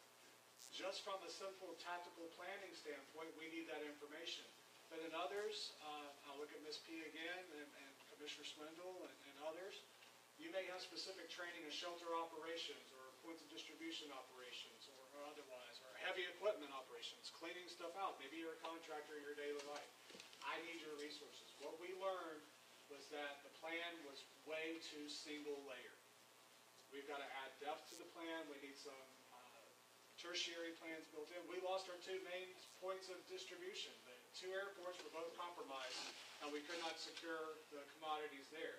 So we ended up bottlenecking at the Emergency Operations Center. That's what ended up the delay in all of the services. And then trying to line up trucks after the fact is just not going to work. So we need to work with the Sean Schefflers of the world and the other folks of the world that have the CDL licensed drivers, our grove owners, our ag folks, and our contractors to get these trucks pre-identified, or forklifts at the pods, so that they can offload and unload quicker. Lots of lessons learned. I've got 3 pages of notes from tonight on top of the 21 pages we already had. It's not going to be perfect. The commitment that you've got from my office and the commitment I'm making to my board is that I fully understand we have 39,000 and some odd souls that we can count in our community that we need to protect, serve, and to make sure that they feel confident that their local governments are serving them. And so I want to work with each one of you moving forward to make that happen, even if it makes us all a little uncomfortable, and if we have to wear egg McMuffins. I think this was a good process, even if we had a little egg on our face from time to time. But we're not going to grow, and we're not going to get better unless we call each other out about things that were wrong, and then help each other work through it and make it better. So thank you for going through the process. I think I speak for Jennifer when I say this was very educational. We learned some things that we didn't know tonight. And we look forward to the follow-up process. So expect a phone call from us, from Chief Dams, from Ms. Davis, and we'll start working on the making of the sausage on these issues. So thank you again. Once again, thank you again. This meeting is adjourned.